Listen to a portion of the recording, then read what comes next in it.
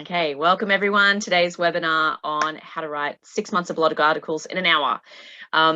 We are going to power through this today, and it's certainly a learning session. So, but it also, I'm going to show you some basic templates and that you can use for how to plan out your content and that sort of thing. So this is a structured format that I've used before several times, that I'm like up against my time frame. I actually really love writing. I love authorship, so I really love sitting down and writing a really well thought out article that I might put on LinkedIn or something like that, or if someone's asked me to write something. So those kind of articles where they're very thought-provoking and, or how do you say, like kind of going to stimulate conversation, things like that. This is probably not the space we're talking about today. Today we're talking about content marketing. Okay, so content marketing in terms of you are being an authority in your space, you do great work, and you're using blogging as a way to kind of do search engine optimization or keep content fresh on your website, or just keep ahead of showing people this is me and this is what I can do. All right. So that's the kind of blogging we're talking about today.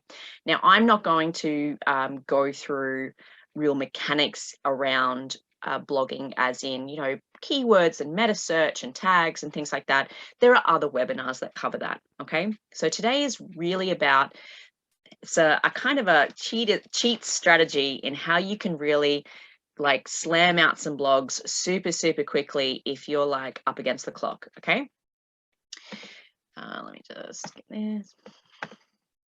I'm just going to share my screen.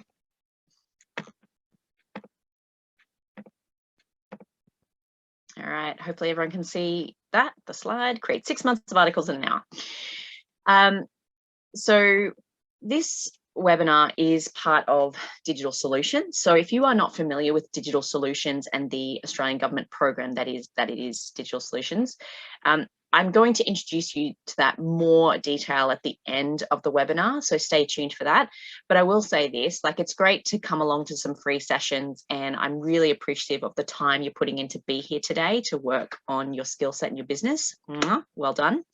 But at the same time, there's more if you want more, right? You can get one-to-one advisory and some more direction and clarity around why you want to blog, or what, time management or whatever it is you might be. Okay, so stay tuned to the end of the session and we'll go through that in a little bit more detail. But this program is run by an organization called Business Station, and Business Station is a not-for-profit. So what that means is they don't run via profit. They're not here to make $1 million out of you. They're really here with permission by the Australian government to run this program to help you, and that's it. Okay, and I'm a digital advisor in that program. So my background, my name is Rhonwyn Learner, as you can see, on my Zoom and everything. I've been working with startups and small business for over 15 years. It used to be 15, now it's over 15.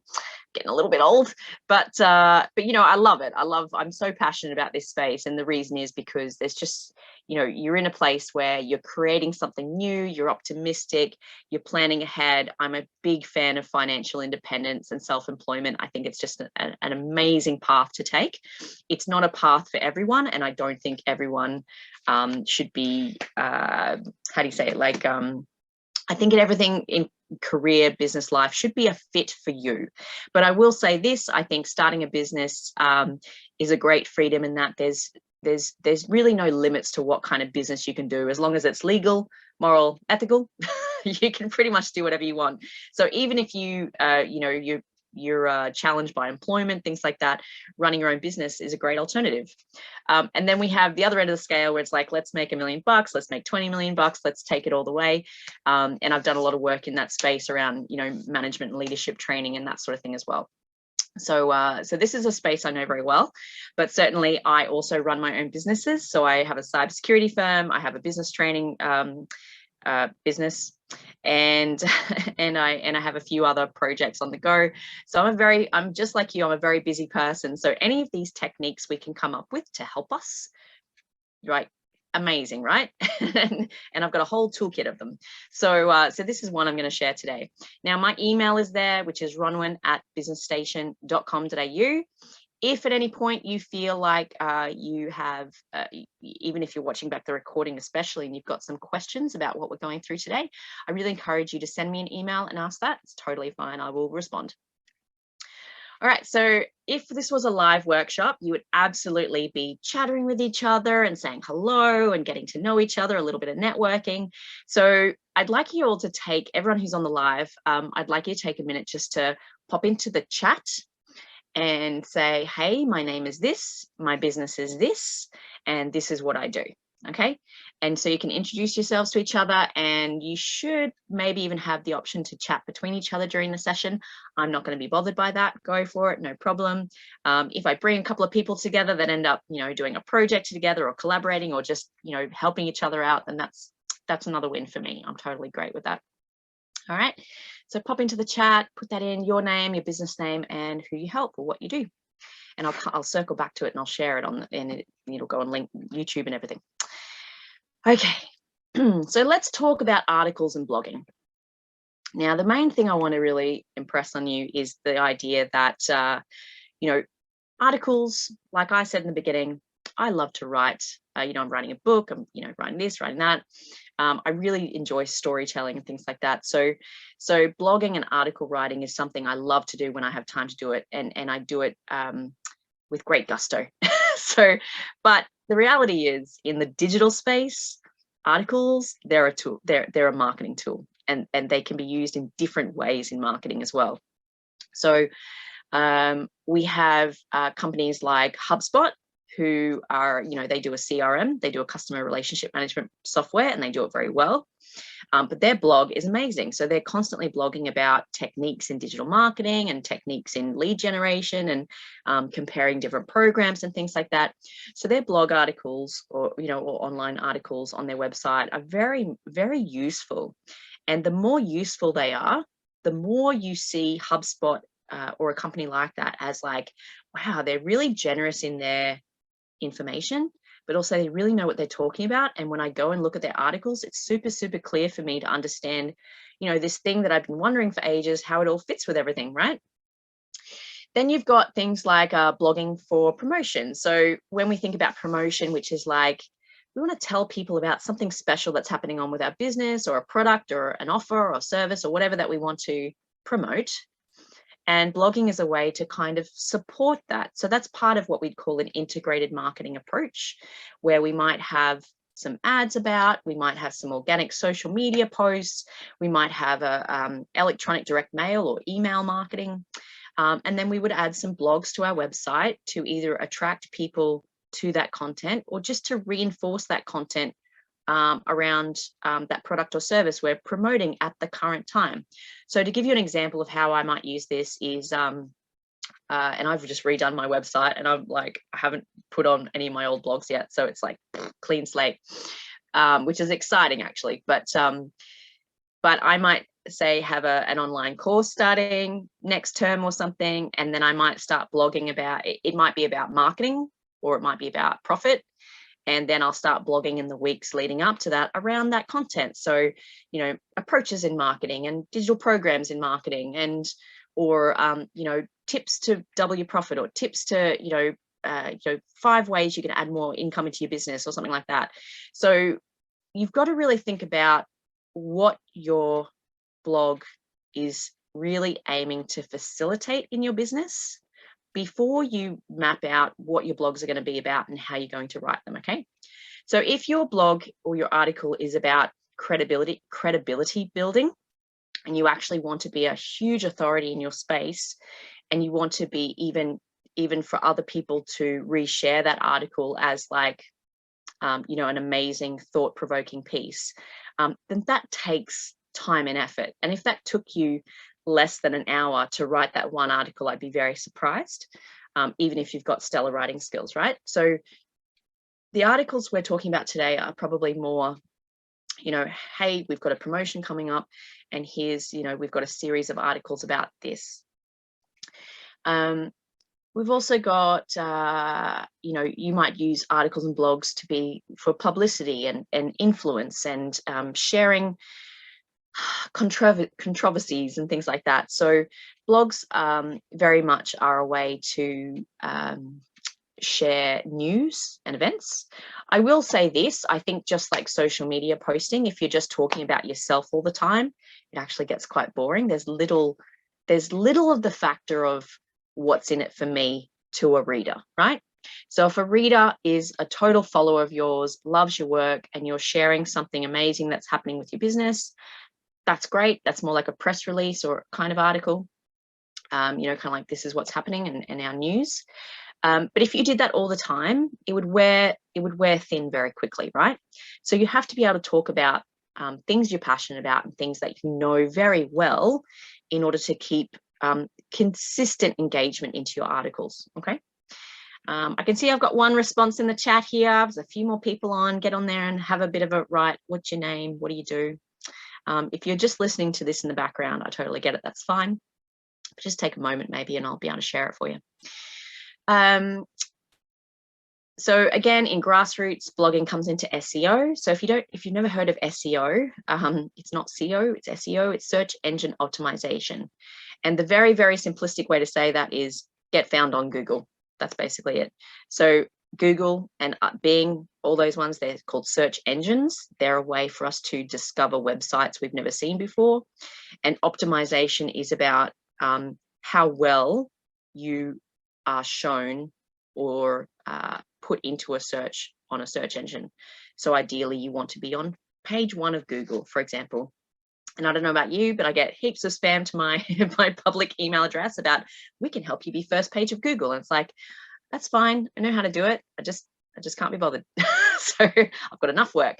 But blogging is a great way to do that, because when you think about it, and this probably is covered in other blogging webinars that we do, but the way you've got to think about a search engine is more of a behavioral way, right? So I always see people trying to figure out the algorithm of social, and figure out the algorithm of Google and things like that. And I say that's a very kind of backwards way of thinking of it to me, because in my mind, I'm like, you just got to look at what Google's goal is. And Google's goal is for you to use Google. And the best way for you to use Google, to keep using Google, is that when you go in and search on Google, they have the best, most high quality, most attractive, most targeted content for the query you've put in. So if you think about that from a behavioral point of view, really what you're doing is you're going to write a blog that is good quality, high value, very attractive, you know, and very easy to read. So when you write your blog, and we'll talk about this, but you are, you know, in terms of SEO, you are thinking about, right, well, it needs to probably even have a question as the title, because people pose a question when they're searching for information. And then thinking about having subheadings so that you're chunking up your information. And when you do write about it, you do want to not repeat yourself, but be very, very clear to use the common jargon and words that people know and understand, so that your article is very relatable, right? So you know, when I say that I really enjoy writing, I can get caught up with this, because from a writer's point of view, I want to have a really clever title and some poetic language and some lovely flourishes and whatever, but that will actually kill it on a search engine, because nobody searches for clever titles. People search for, how do you do this, right? Or where is this, or what is this, right? So when we're thinking about blogging in a content marketing and an attractive kind of way, we're really got to keep it very simple, very to the point, very clear. If we do use jargon, so if you don't know what the word jargon means, jargon is like industry specific or group specific words that only that group understands. So for instance, even me saying lead magnet is kind of a jargon term in digital marketing to mean like something you offer free on your website, blah, blah, blah, blah, blah, right? But if you've never done marketing before, you'd be like, what the frick is a lead magnet? Do you know what I mean? That's jargon. So if you're going to use jargon, it's really about, because that's what people know to search for, and that's the audience that you want to read your article. If, for example, I wanted to do an article about lead magnets for people who didn't know what a lead magnet was, then chances are I'd be looking to use a bit of jargon, but also balanced with a lot of plain English terminology for people who just know what they're looking for, but they don't know the name of it. I hope that all makes sense. Then we have things like advertising. So of course you still can use blogs as a type of advertising. So having a bit of a tile, that's an ad that says, check out this great article, or check out this report, or check out this white paper, right? So you, depending on what value is in that blog and how long it is and what article you've actually written, you know, you can still link your advertising to that as well. All right, before we move on, I'm just going to have a look at the chat. So we've got some lovely additions there. So Belinda, I'm Belinda Johns. My business is www.breathelight.com.au. Well, like that. Teach functional breathing as a therapeutic intervention for asthma, insomnia, COPD, sleep apnea, mental health, and a variety of conditions. Ooh, that sounds really intriguing. Thank you very much, Belinda, for sharing that. So that's breathelight.com.au. And we've got Rhonwyn. So Rhonwyn Olson, my business is Ingenious Education. We help teachers and schools create young innovators and entrepreneurs, giving them the nuts and bolts to cultivate these future-ready, real-world problem solvers. Our driving question is, what if we as educators could teach our kids to be innovators and entrepreneurs when they are in year 1? What would their life be like and impact on the world when they reach year 12? Ooh, very thought-provoking. I feel like you've got a bunch of articles just waiting in the wings for that. Thank you very much, Bronwyn. So that was Ingenious Education. Thanks for sharing that, guys. Oh, we got a new message. Someone's jumped in. Hi, Gemma. Hi, I'm Gemma, and you can find me at www.yourvirtualasset.com. I support online business with their operations team and project management. Love that. Thank you very much. And I know those names are mostly all familiar to me, so thanks so much for joining us today. All right, so hopefully we understand where blogs and that move in. Just to share that if any of you still on the webinar want to have your little say as well, just pop it in. I'll read it later. So once we figure out how our blog fits in, then we can kind of figure out what should that blog or that article, what should that article look like? So generally speaking, as a tip, as a as a great guideline in all sorts of writing, it's good to write what you know. And this is really key in this strategy, this tactic we're going to go through, because if you don't know if you don't know the content of what your blog is going to be about, what I mean is, if you don't have the knowledge about the content ready to go, you're going to struggle with this method, right? Because it is about writing what you know, and it's about writing very freely and very confidently about what you know. It's not a research exercise. Now, in saying that, if you're trying to grow your knowledge base and use your article writing as a kind of a channel to learn and share and apply, then it just means that you would do the research and then you would come and do this method, right? So you would do maybe a day's research, get to know all these bits and bobs and whatever that you're curious about. And then at the end of that day or the next day, you would sit down and do your hour blog writing or article writing, okay? But the other thing to think about in terms of what we are going to write about is understanding that if you don't know what your business you're in or who you're talking to, this is going to be very, very hard for you, okay? So I want you all, you're in this webinar now. I know it's not really a workshop. I'm going to make it a little bit of a workshop. If you've got a pen and paper or a phone with notepad or whatever, I want you to write down just very briefly to trigger yourself and go, right, what is it that really people come to me for the most, like that I'm really optimized for? So I don't want you to be shy about the idea of making money. Business is to make money. So really the question is, what do people pay me for? And then who is that most common person who comes to pay for it, right? So if that makes sense, it's kind of like, well, for instance, I might say, look, well, I train startups, and most commonly I'm talking to people who are just about to start a business, and and they're usually that, you know, as an example, it could be mums looking for an alternative to return to work after maternity leave or something like that. I have a big group like that. Or I could say, oh, it's for ex-corporates who don't want to go back to corporate life and they want to start, you know, an entrepreneurial journey, and how do you do that? So just think about, I help this person with this. And when you say that statement, make sure it is something that actually you make money with. You know, I've learned this along the way, that being passionate about something doesn't, you have to be very careful of the boundary between being passionate about something and wanting to help people compared to having a business model that makes money and you can charge people for it, right? There's a big distinction there. So if you're just getting started and you're still working through that conundrum, certainly hit me up for a chat. I'm happy to talk about that. But, you know, really before we start this process, it's being super, super clear. This is my people. This is what they're interested to know about, because this is what I help them with. So quite often you might find that it's going to be a bit of a FAQ generation exercise as well. Okay, so just have that in your mind.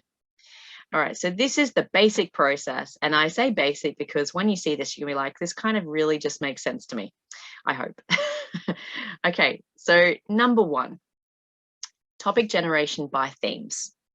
So at the beginning of your process, right, at the beginning of your hour, you're going to sit down and you've got to go, right, this is who I serve. This is what I'm best at. You know, thinking about really from your business point of view in terms of generating themes for topics, right? Because you're thinking about themes, you're talking about writing topics over a 6-month period, right? You might just have a theme of, hang on, let me start again.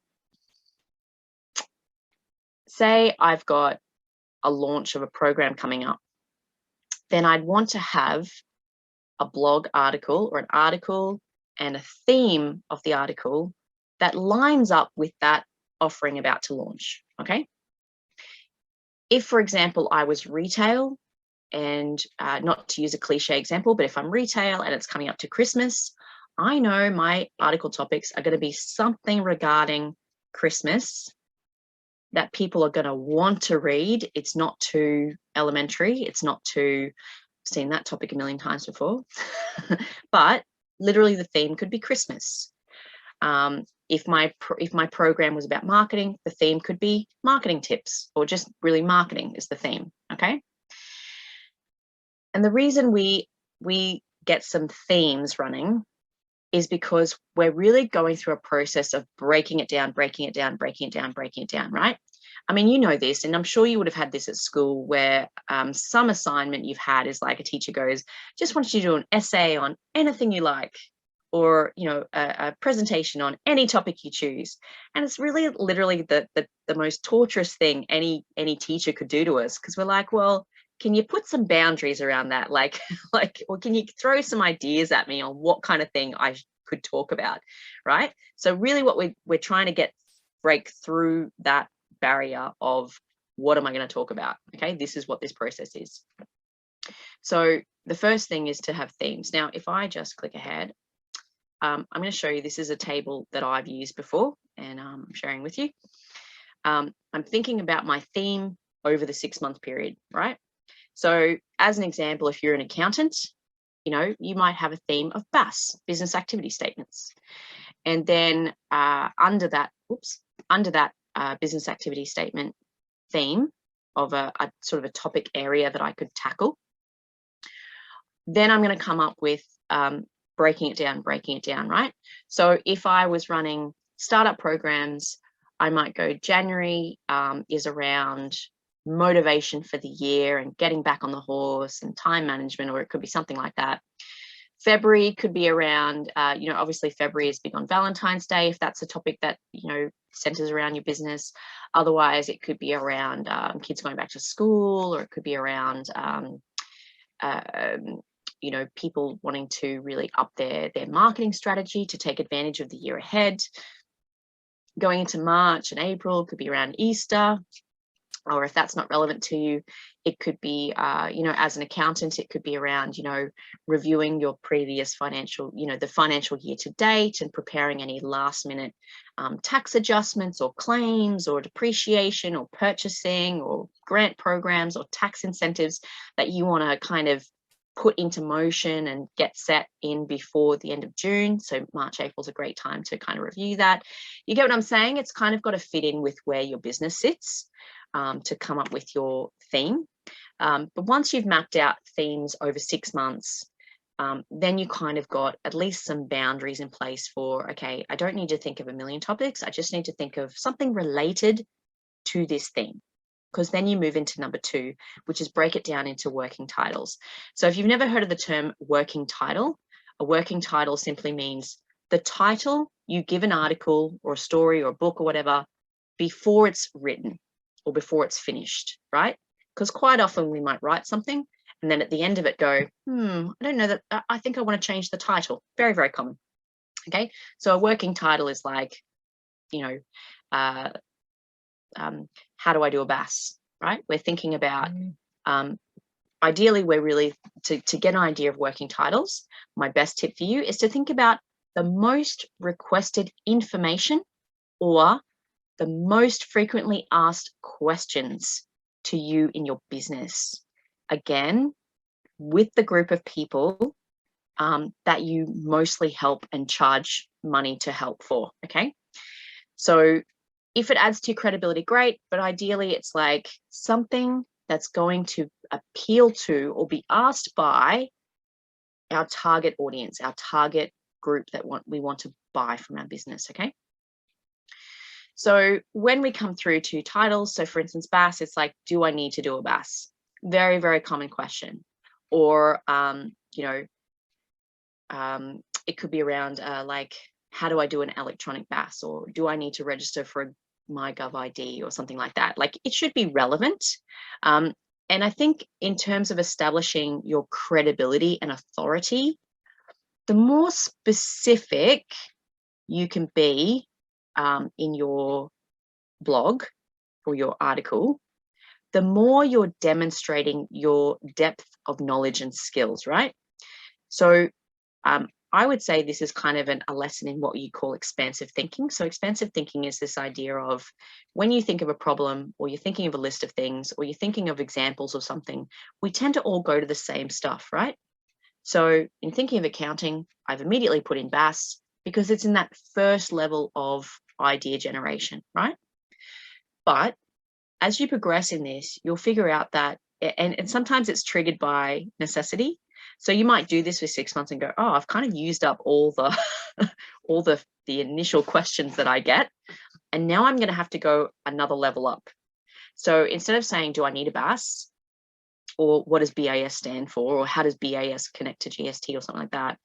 It might be around, you know, how do I change from a monthly to a quarterly BAS? Or, you know, how do I get around this? Or how do I'm not an accountant, so that's why I'm terrible at these examples. But, you know, it could be something more intricate into like how to really do a strategy around BAS rather than just how do you do BAS? Does that kind of make sense? So a good way to kind of figure out if your working titles or your topic ideas are any good, like if they're going to be winners, literally type that question into Google and see what comes up. If you see that there's like a million articles, like there's like 10 articles all in a row answering that one question, you're like, well, I could do that as kind of like fodder, like kind of like just to fill in a blog space on my website and to show that I can cover the basics. But inevitably, you're kind of competing against a lot of other articles because it doesn't stretch the imagination for what people are going to ask, right? But if you can get past that initial level of ideas and get into more strategic or, you know, intricate or specific notions, you'll probably find you've got far less competition in that space when people want to search for it. Now, I'm going a lot into content marketing here, and I am crossing a little bit into the realm of blogging, SEO, and things like that. But what I'm trying to impress on you is that in order to put your stake in credibility and authorship, you have to be able to think a little bit outside the first idea generation and the basic stuff, right? Basics is a good start though. And basics is stuff, it's going to be easy for you to talk about, easy for you to write about, and easy for you to slam out some articles and blogs, all right? So all I'm saying is I would encourage you, once you get proficient and good at this, to start upping your titles and upping your specificity of what you're writing about. Once you've got your working titles, the next bit, as you would have seen my table, is sub-questions. Now, you notice I didn't say subheadings. And the reason for this is something I've noted over time. It's actually much easier to write like free-flowing when you pose yourself a question to answer rather than putting a heading or a title or a statement, right? Because when you make a statement, it generally requires very little response. But when you write a question, it's like, well, I know how to answer that question, right? It's just a little bit of a trick. So when you are doing articles and blogs, you know, unless it's for a very specific reason, generally you're going to need subheadings or sub-questions, like to break down your body of text, right? Because people are, what's the word? Lazy. No, people generally want to put in the minimal effort required. You're right. We've got millions of decisions to make every day. We're confronted with content all the time. We're confronting with tasks and things to do. We're very, very busy. We don't have the patience to read 1,000 words of text without any kind of reference point throughout it, right? And even being so, like for instance, imagine if you read a novel with no chapter structure. It'd be horrendous, right? You'd be like, I don't know where I'm up to, or what, you know, there's no trigger to go into the next kind of phase. So we're really just going to do this on a very small scale. Okay, so as a guide, I'd go with about 3 sub-questions to answer your overall topic title, working title question. And this should be pretty obvious to you. So this reflects back to write what you know. If you get this question as an accountant, for example, I don't think we have any accountants on today, but do I need a BAS? It's like, well, what are the 3 things that really are questions relating to that or bits relating to that you kind of need to know or to be able to answer in order to say yes or no, I need a BAS, right? So for instance, are you registered for GST? What if I had no income, and what happens if I don't complete it, right? You know, they're all kind of related questions. Now, you could probably even argue that some of these sub-questions I've got as an example could actually be their own topic, and that would be up to you to decide if you wanted to do that. Completely up to you. As I said, I'm not an accountant, so this is the best I got.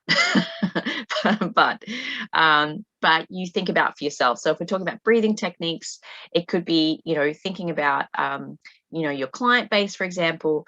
I can't imagine, and you know, and this is the trouble with a lot of types of businesses, not trouble, but, you know, a challenge, which is in order for someone to know if functional breathing is good for them, for example, they first have to know what functional breathing is.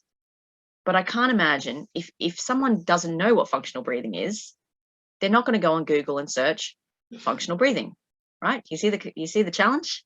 So you kind of have to use titles and subtitles that people know to ask for or know to search, or it's all about how a human learns, right? So we learn 100% by association, right? If I want to learn a new word and you wanted to explain that word to me, you would explain it by connecting other words to it, right? So if someone said, oh, what's a smartphone? I'd say, well, it's a phone you use for making calls, except it's a little bit like a mini computer, right? So you see how I associate it with a regular phone and a computer to say what a smartphone is, right? This is how we teach and this is how we learn. So when you are trying to explain something in an article or a blog, you know, even in thinking about your sub-questions and that, you have to, you know, it's really smart to use that idea of association in order to draw them in to read it, okay? And then from there, in the body text, you can elaborate on what it is and how, you know, what you need is functional breathing, and this is how it works and all the rest. Something in the chat. Yeah, exactly. So the question is, why am I breathless? Yes, that's a great example.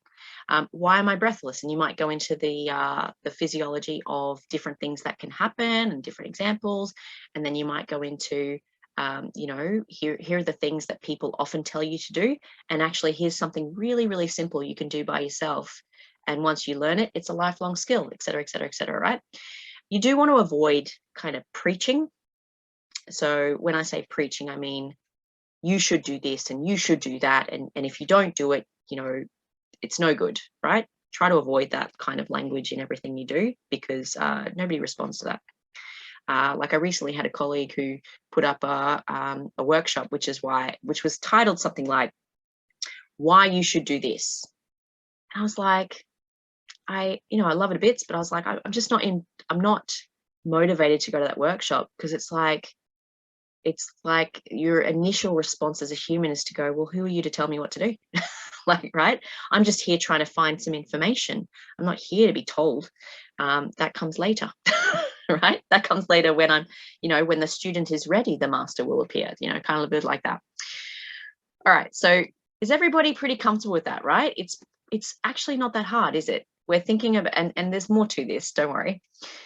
But breaking it down by theme over the next 6 months, breaking it down by title, then breaking each title or each article into sub-questions, and remembering, of course, who we serve and who we want to attract, why we're writing the article, and also remembering, who we are and who we want to attract, and also remembering the purpose of the article.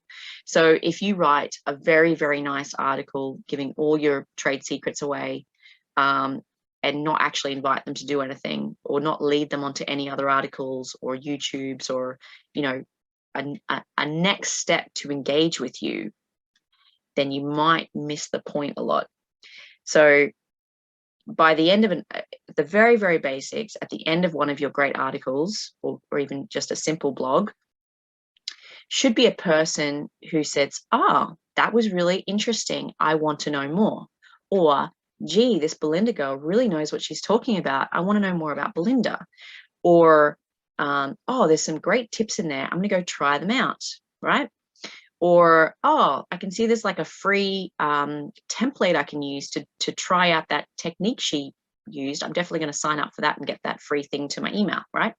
So just think about how you want the blog to serve you in return.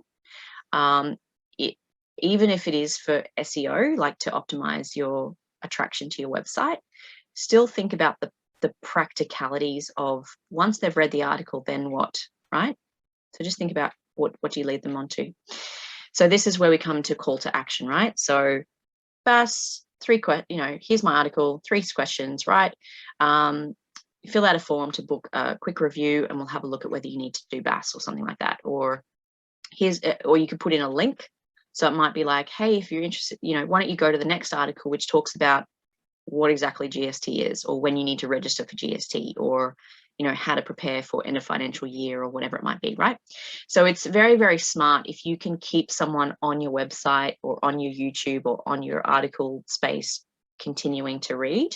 It's very, very smart to get up, because to continue that engagement, because then you go from, there was this article I read about this, where that's a 1 article deal, where they read 1 article and off they go, thanks very much, to, I was reading these articles about this cool chick named Rhonwyn, and she talks all about this. You see the difference? So it's very, very smart at the end of your articles and blogs to put a little bio about, hey, Rhonwyn Learner is a startup specialist and does this. Here's her website, or here's her blog, or here's her YouTube, or here's her course, or blah, blah, blah. But practically at the end of the article to be like, if you want to know more about this topic, I would suggest you read this. Or if you want to do a follow-on topic, I would read this. I think I've covered it. All right, we'll move on. So in this table, I say put this in a table. It's so much easier if you just tableize. There's my writing skills coming in, my English skills. So put it in a table like this. If any of you want to take a screenshot of this, where you go print screen on your computer, or you might do it drag on your phone and do a print screen, I'm quite comfortable for you to do that. This isn't a national secret. Okay, go for it. And if you just replicate this on your own computer or even a page with a pen, do it all scrappy like, scribble it out, start again, redo, and all the rest. Now, I just want to address a couple of things that are probably might have passed your mind. I haven't seen any questions yet. Feel free to jump in the Q&A if you have any questions about what we've talked about so far. But I will say that, you know, when we are, how do you say it? Like, when you are looking at this, you've obviously noted we're only doing 6 months. Okay. Now I'm doing 6 months because 6 months is very achievable. It's also, you just don't know what's going to change in 6 months. So your priorities might be one thing over the next 6 months. And then as you meet more people, work with more clients, do more networking, connect with more partners, other opportunities come up, other ideas for products and services, et cetera, et cetera, et cetera. You know, I mean, if you map out the whole year, you could map out a whole year, no problem. Just keep going with this task and you can always change it later. But I find 6 months is kind of a nice bite size to work with, and you can kind of get through 6 articles in an hour, which leads me to the next question, which I often get asked, which is, when you say 6 months of articles, how many articles are you talking and how frequently should I be doing this? So to cover that, I just want to be very, very clear with you.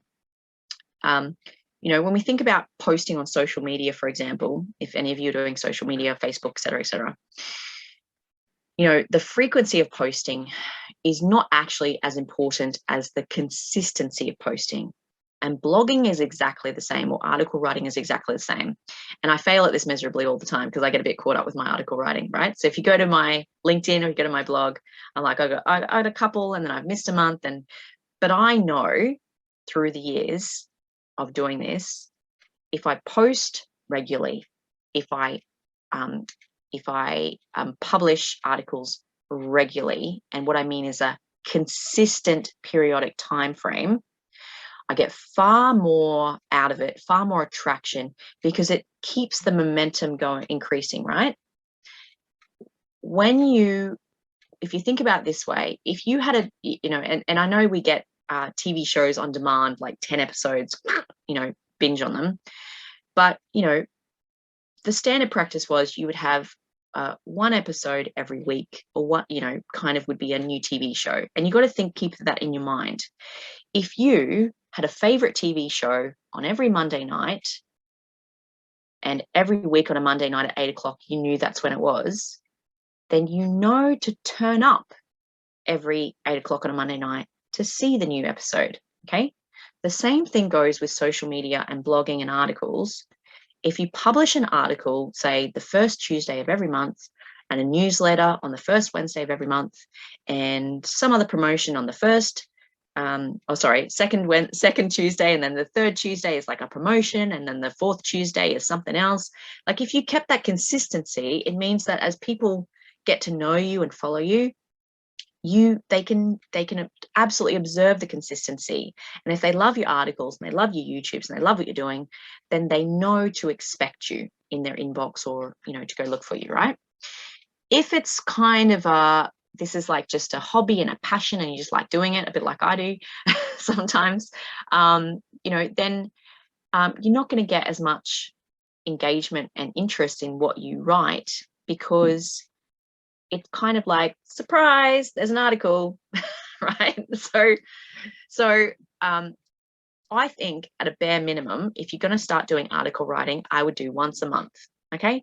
You absolutely could do once a quarter if you want. If you want to increase it into once a fortnight, or even into once a week, I think with a greater frequency, like more frequency of, say, weekly, and just be careful with the length of your articles. So the longer it is, the more we are obligating a person to spend their time with us. Okay. So if someone writes a very, very long article every week, I would be challenged by that as a busy person, which most of us are, right? And this depends on your audience, obviously. But even people who don't have much to do fill their time, if that makes sense, right? it's kind of like, is it Parkinson's law? I can't remember. I call it the handbag principle for the ladies who understand that. The bigger the handbag, the more magically it tends to fill with stuff you don't need. And it's a full. So if you've got a handbag this size, it's very full. If you've got a handbag this size, it's very full. Doesn't matter. People's time are exactly the same. So the longer your article, like that's great for you. And I'm sure you enjoyed writing it, 1,200, 2,000 words, but doesn't mean people enjoy reading that. Does that kind of make sense? So the more frequent, I'd say the shorter your article to make it achievable for people to keep up with you. If you're only doing it once a month, you could go up to somewhere between 600 and 1,200 words. But you'd want to make sure it's still kind of good, valuable content, right? And in the process where, if you use this process and still spend an hour writing each article, then you're going to have a lovely, 900 word article each time, and people might really enjoy that. But what we're going to talk through now is kind of the other end of that. Okay. So speed typing. Doing approximately 250 to 300 words a fortnight. Yeah, I think that's great. So I could show you Seth Godin's blog. He is very proud that he does a daily blog, but I've gone into his blog and sometimes it's 100 words. So, and I would think of that more like a post, but he uses it as a blog. So Seth Godin, if you don't know who Seth Godin is, he's like a marketing guru, if that's an appropriate term. He's really, really up on his marketing. He's very emotionally intelligent and behavioral based in his marketing, and very practical and very sets trends. So he prides himself on like having 7,000 plus blog articles, and hundreds of thousands of people follow him. And it literally is, when you go in and read it, it's like a little daily thought pretty much. And that's his blog. But yeah, 250 every fortnight, very, very achievable for a reader. I think that's nice work. So when we get to how do we actually write out, say every blog was 500 words, right? Or say it was even 300 words. How do you slam that out within 60 minutes, right? So how do you do this table, plan out your topics, match it up with your business, match it up with your audience, have a call to action, have a link, and then slam out 6 articles, right? Who has a smartphone? Does everybody have a smartphone? One of my best friends on my smartphone is speech to text. If you've not tried speech to text on your smartphone, which I'm guessing most of you have, I really encourage you to get to know it and start using it. I'm sure most of you are. Now, I'm gonna put a little disclaimer here and go, it really depends on the quality of the speech to text that you have. At the moment, I have a Samsung, and I'm not praising or debunking any brands here, but I have a Samsung, and the speech to text is a little bit questionable. And I'm told, there's they do say that it gets better over time. So I recently wrote out 3 articles on my way home. I'm driving. I've got the Word app on my phone. I've got my Bluetooth in my ear, and I just speech to text like 3 articles on a drive home. But when I looked at those articles, I was like, oh, this is going to need a bit of cleaning up. Like it's just where it might string together 2 words into one alternate word, and then you're like, well, that's not what I was talking about. But when saying that, on my old phone, which was a Huawei, and I'm not going to make any commentary on that brand, but to say that the speech to text on that was excellent. I could get really, really accurate speech to text on my Huawei. And maybe it is changing to the new phone a few months ago, then I'll be like, oh, this again. But there are other programs you can go with as well. So I'm going to show you another program. So I'm going to stop sharing for a minute, and I'm going to show you a couple of other speech to text programs. FocusMate ensures I get things done within a time frame. Oh, I like that. Great tip. Belinda Johns has just said FocusMate. I don't know that program. I'm going to go check that out after this. So let me just bring up a tab that isn't going to give away any private information. Let's start with that. Okay. So I'm just going to go on the browser, and I'm going to show you. This is a great program for kind of speech to text, but also meetings of all kinds. So I know I've been in meetings like board meetings and things like that, where some poor person has to get down all the notes of the meeting, as fast as people can say it and then go back and forth. Otter AI is a real-time transcription program. It is free up to a certain amount of minutes, and it's a very generous amount of minutes. I think it's like 500 a month or something. And you can absolutely voice to text or speech to text a number of articles within Otter in order to get your more accurate speech to text. So I probably find this a little bit more accurate, and I think you can I don't have it as an app on my phone yet, but I think you can. Otherwise, you would just open it in a browser on your phone or, on your computer either. So obviously you need a device of some kind with a microphone, and then you just got to choose your program that takes speech to text. There are ones that you can pay for. Even on my Samsung, there's a voice recorder that allows a transcription option, but it only goes up to 10 minutes, which probably is enough.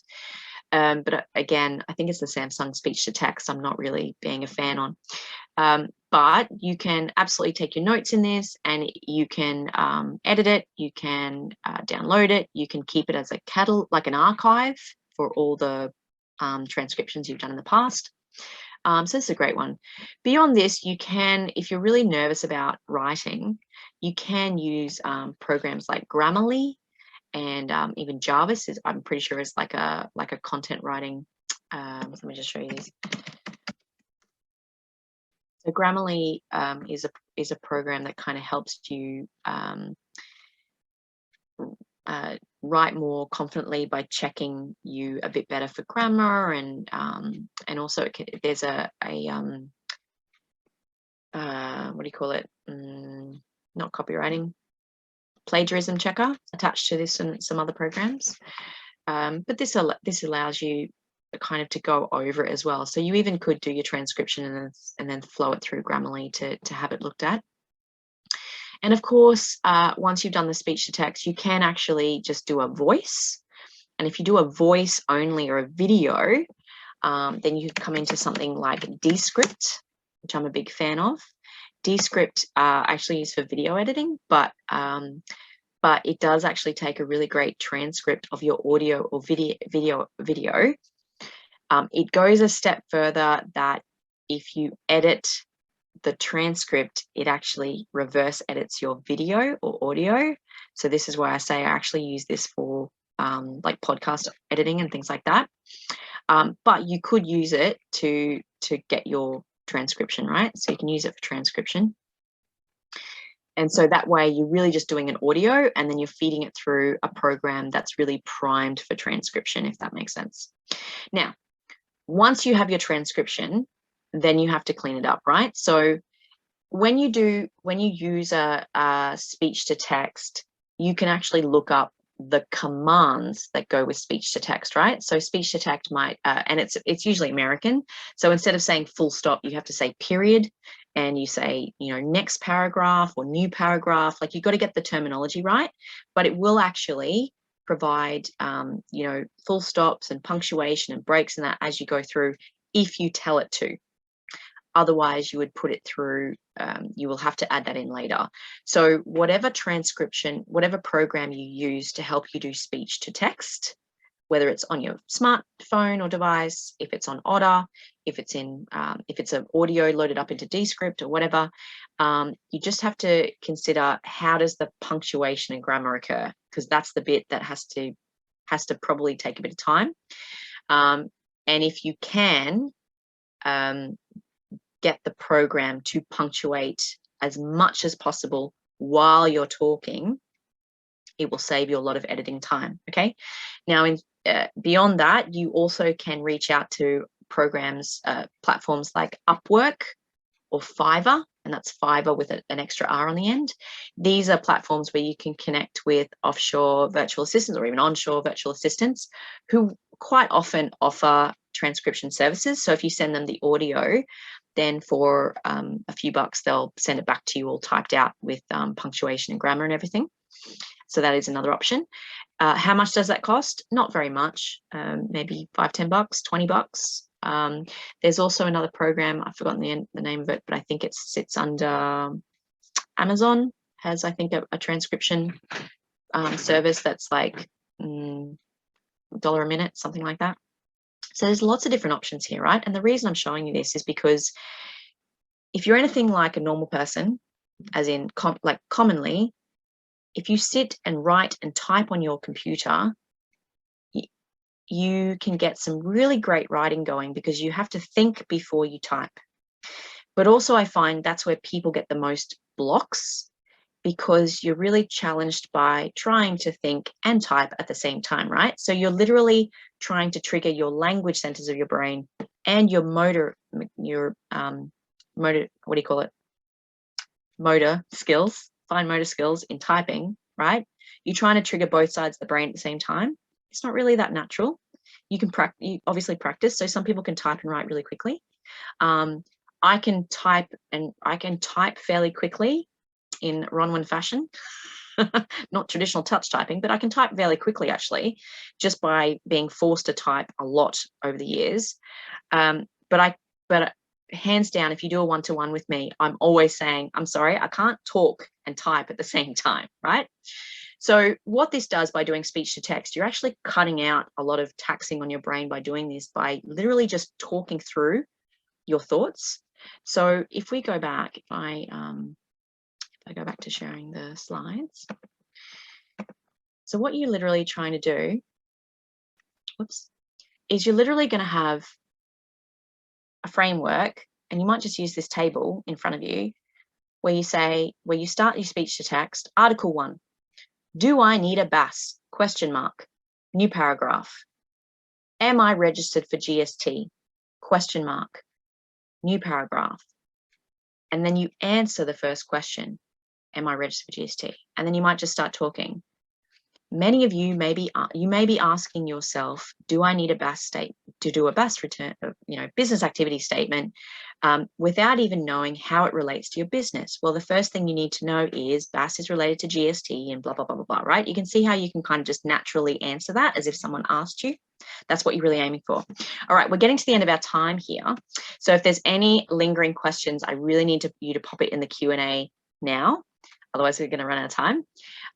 And I just want to relate to you that once you've got your article, obviously some of the guidelines around length of article and that, we've talked about varying length when it applies to just really posting it on your own website. If you are going to post it externally or publish externally, for example, on Medium is a great article website, and LinkedIn has great articles as well. And a lot of, there's a, Dynamic Business, and there's a lot of Beam magazines, Great Queensland one. Those platforms will give you natural guidance or specific guidance on how many words and blah blah blah blah blah, because they keep that content quite consistent. But even a public one that you post on like Medium or LinkedIn, all you have to do is go and check out some great LinkedIn articles that you really like and go, right, how many words was this?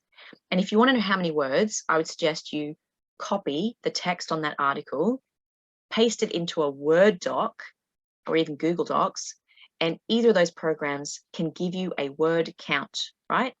So in Word, on the bottom left bar, you'll see language or dictionary it's using, like English US or English Australian, and next to that is a number, and that number is usually the word count, or you can click to bring up the word count in your review tab, I think it is.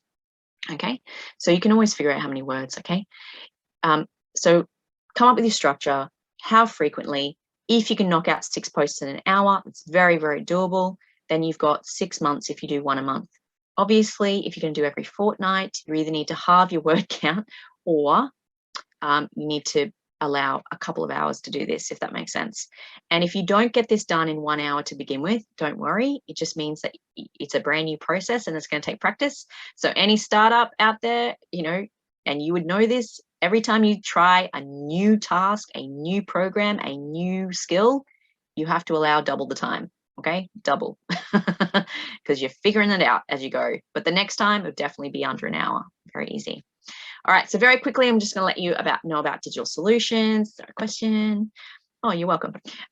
So digital solutions, if you don't know what it is yet, this is part of this fabulous program. It's only $44 So it's really kind of a participation fee that the federal government asks for.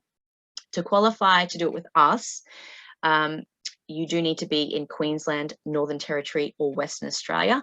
But this program does actually run nationwide. So you can always send me an email to rhonwyn@businessstation.com.au, noting the 3 S's in the middle of Business Station. And I'm happy to connect you with the one locally. Otherwise, these are the kinds of topics we cover. We cover social media, digital marketing, cybersecurity, software like bookkeeping, and all the rest. So you just have to be a small business, ABN registered in these states, $44. Super easy, right? So there's a link. You can go businessstation.link/register. If you do businessstation.link/Rhonwyn, RHONWYN, then that will pre-fill it as me as your first advisor, right? Because it is a 2-part program. You get 3 one-to-one advisory sessions to talk about whatever you want, but usually we're going to talk about what's happening in your business and how best to tackle that, and troubleshoot any programs or whatever. So it is kind of a digital program, but we cover everything really, strategy, grants, whatever. Then the other part is the workshops and webinars. So some people who are on this webinar today or registered for this webinar today, it's because their advisor has said, hey, if you want to do blogging and you're time poor, then I think you should go to Rhonwyn's webinar about how to do it in 1 hour flat. Okay. And the difference between you self-registering for a bunch of workshops through Eventbrite or whatever, or having someone tell you which ones, is it's kind of like a prescription.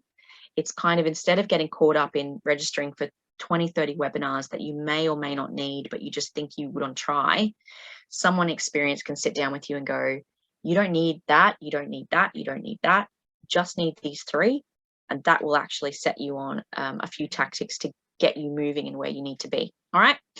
A couple last comments. Thank you so much. Does the program finish up in September? Good question, Bronwyn. You must be onto it. Yes, at this point, we still understand that the program is going to end at the end of September. We suspect it will be extended, but I don't know what that looks like yet. Obviously, federal government has had a change of government. We've gone from Liberals to Labor. So at the moment, we're just kind of pushing, giving them a nudge, like, hey, we need to know. So look, if you do join, like, it's still only June. If you join up now, you would absolutely get through 3 one-to-ones and a bunch of workshops and get your stuff done. If you came in at like September or even August, I'm sure we'd know by then anyway in how we're going to manage that for you. So all right, guys, thank you so much for coming in today. I really hope you enjoyed this session and you got a lot out of it. Again, you can email me at rhonwyn@businessstation.com.au if you have any lingering questions or any follow-up questions. I'm really happy to connect. Otherwise, have a great day, and I'll talk to you soon. Thank you so much, guys.